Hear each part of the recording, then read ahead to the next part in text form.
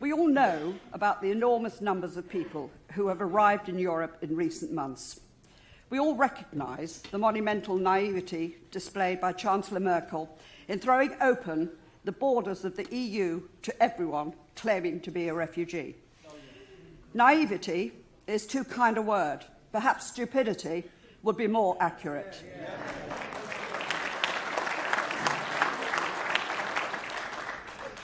None of us are without sympathy for those genuinely forced from their homes by war. None of us fail to feel pity for the families ripped apart and their lives destroyed. None of us would turn our backs on those most in need, those who are genuine refugees.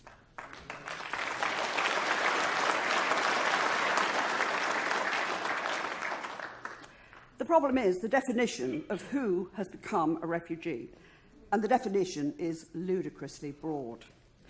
Those looking for better work prospects, better education, services, better health, and indeed benefits which actually genuine refugees are looking for. But these are not genuine refugees, these are economic migrants.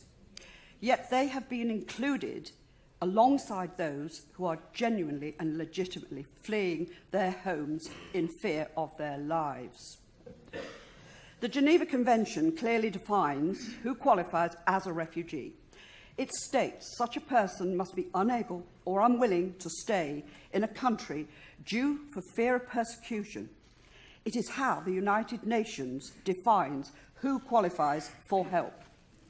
However, the EU's qualification directive goes way beyond this definition to include those who under no immediate threat of persecution. This essentially throws open the continent to migration from potentially millions of people, almost all of whom are not refugees, according to the United Nations, but are economic migrants. More than 1 million people have arrived in the EU last year, and at least as many are expected in 2016. Many of those people come from parts of the world with different values to those of Europe, different standards of acceptable behaviour towards women.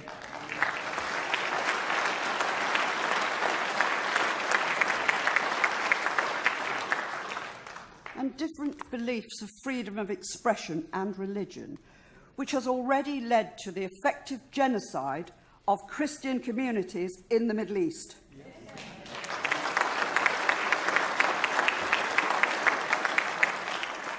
Now, believe it or not, the EU has finally acknowledged this is happening.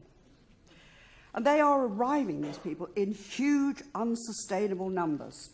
Germany is already facing repercussions of Chancellor Merkel's open invitation to all comers. A mob of more than 1,000 men, mostly of immigrant backgrounds, gathered in Cologne on New Year's Eve and subjected hundreds of women to atrocious levels of harassment and outright sexual assault. Of course, the EU is denying that there are any links between migration and what happened not only in Cologne, but in Hamburg, Helsinki and other cities across the European Union. Send Merkel to Cologne, let her get her. Probably wouldn't want her. Probably not. Let me ask you this. If it was your mother, your daughter, your friend, would you still deny anything had happened? I would go bananas. This is what happens when you open the door to countries and cultures that treat women as second-class citizens.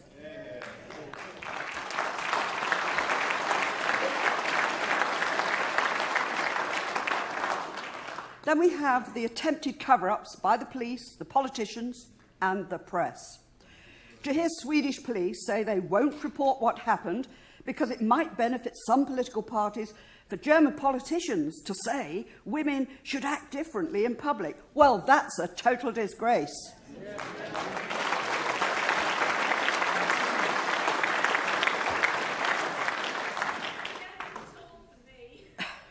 The people we vote for and the authorities we expect to protect our safety are cynically turning their backs on ordinary women and men because of political correctness.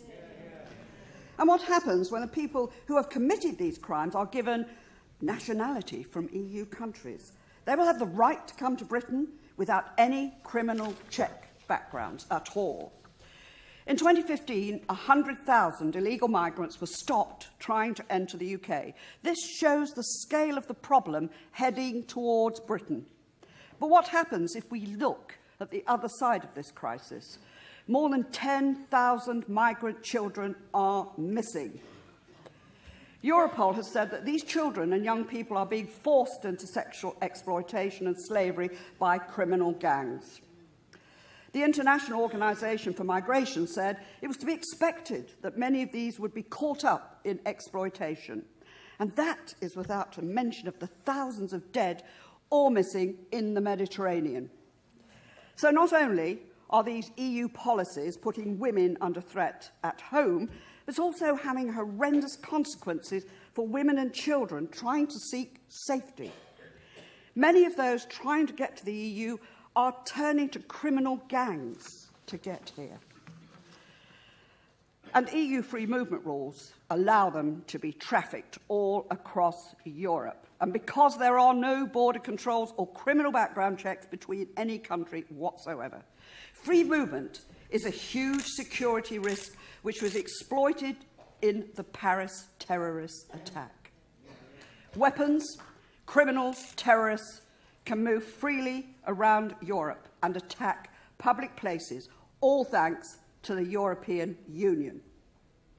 The EU is putting women at direct risk, and clearly it cannot cope with this crisis. So, for the safety of our own women and men, for the sake of innocent victims from other countries, we have to get control of our borders. And ladies and gentlemen, we have to leave the European Union.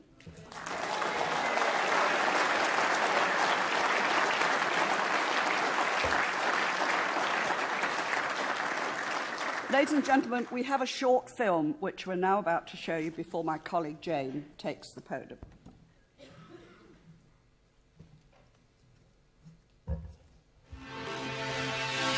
The people we vote for and the authorities we expect to protect our safety are cynically turning their backs on ordinary women and men because of political correctness. It's okay for MEPs with no responsibility or power to sit here and say that we need an open door to limit the numbers of people, but people in the real world are being hurt. All of a sudden, these men began groping us. They touched our behinds, they grabbed between our legs, they touched us everywhere. We were fondled. I was groped between my legs. My friends were also fondled. My boyfriend tried to pull me away, but there was quite a big group of people, maybe 30 or 40.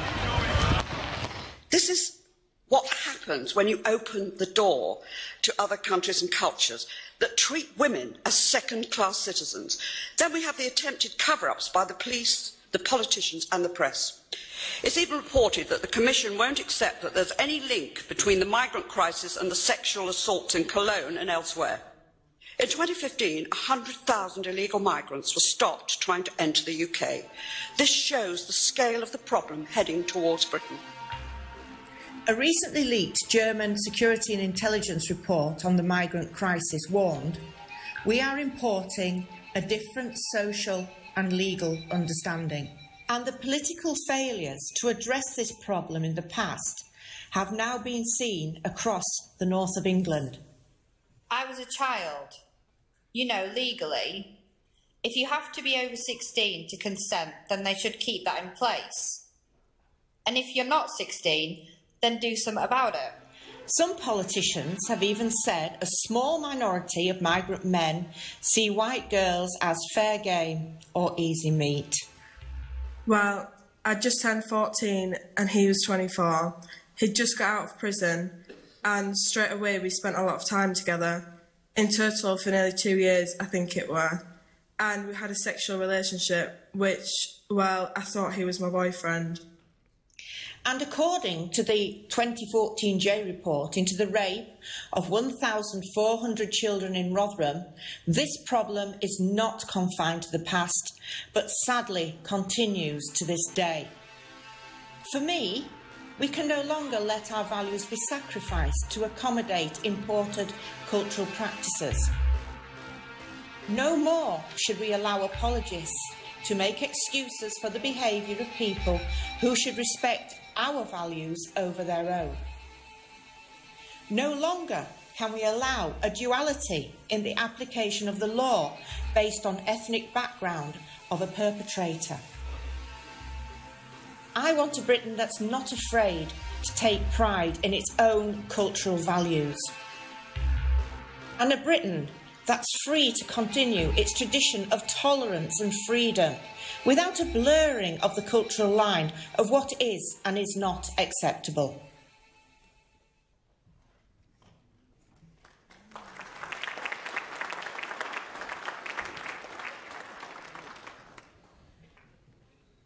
Right, thank you, ladies and gentlemen. I'm just sorry about the technical hitch we had there, and that's true. And I'm going to use an autocue, and I'm from Yorkshire, so it might even go further wrong. But we'll have a go. Right, thank you, Margot, for your speech, and also good afternoon, everybody here in the conference. Very quickly, before I go into something else, I'd just like to say that there was a very important trial in Sheffield this week where we had 6 perpetrators of child sexual exploitation convicted and given maximum sentences for their crimes.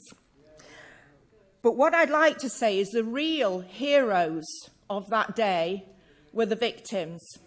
They showed such courage.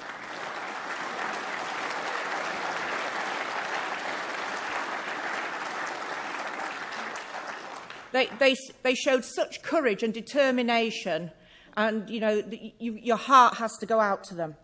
But there's a lot of work to do, because in Rotherham there's been 16 convictions and over 1,400 suspected victims. That's not a good ratio.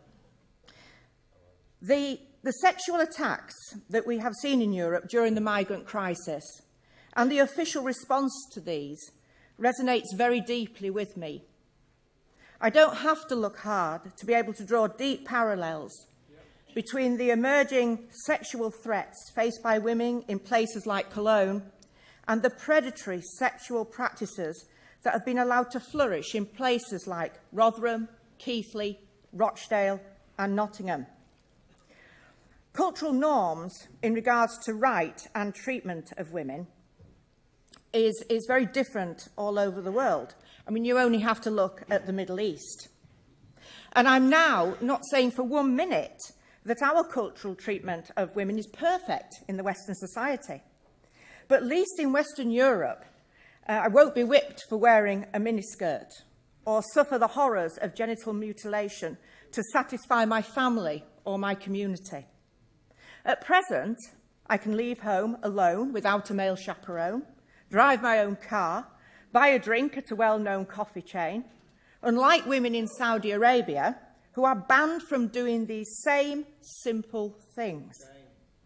But even as oppressed women across the Middle East and Africa fight tooth and nail for the most basic protection from gender-based equality and violence, we have politicians across Europe opening the doors to thousands of young male migrants, many of whom are determined to retain their own cultural practices and attitudes as they migrate. A recently leaked German intelligence report warned, we are importing Islamic extremism, as well as different social and legal understandings.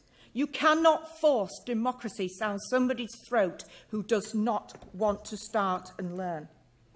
And it begs the question, how do you instruct 1 million migrants, mainly young Muslim men, of the social mores of Western society overnight? You can't. You just cannot do it.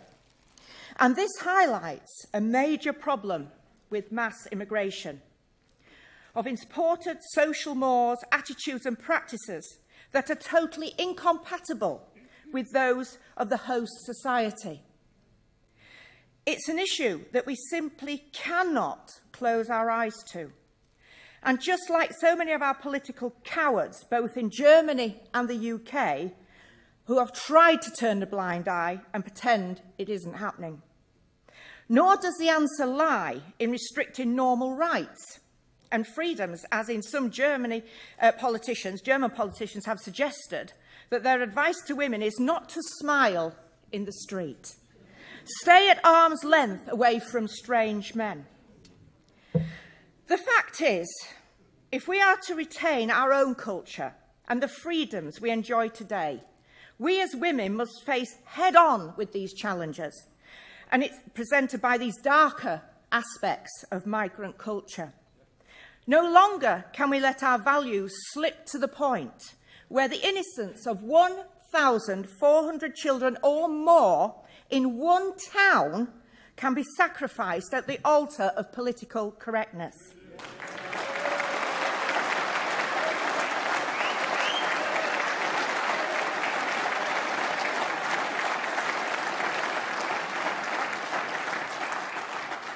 Nor can we allow our politicians in both Europe and the UK tell us we are racist for highlighting the darker aspects of the migration culture, simply because it suits them to do so for their own agenda. Instead, we must make a stand and say no more. No more should we tolerate men who regard women as their inferior and treat unaccompanied women, as some politicians in this country have said, are fair game or easy meat. I want girls to be able to smile in the street, live their lives freely, wear what they want, without the prospect to have to fight off sexual predators every time they go into town or get on public transport, as most of the women in here did of my age when we were younger. I want a Britain that not only makes its own laws, but more importantly has one law for all.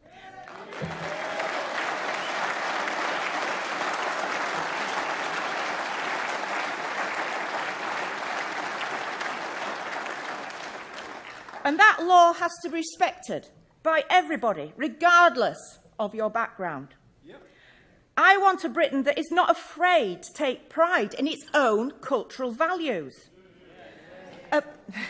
A Britain that's free to continue its tradition of tolerance and freedom without a blurring of the cultural line of what is and is not acceptable.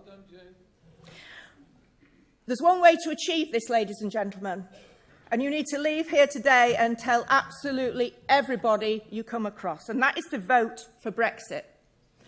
We need to be able to govern our own country and control our own borders. Thank you.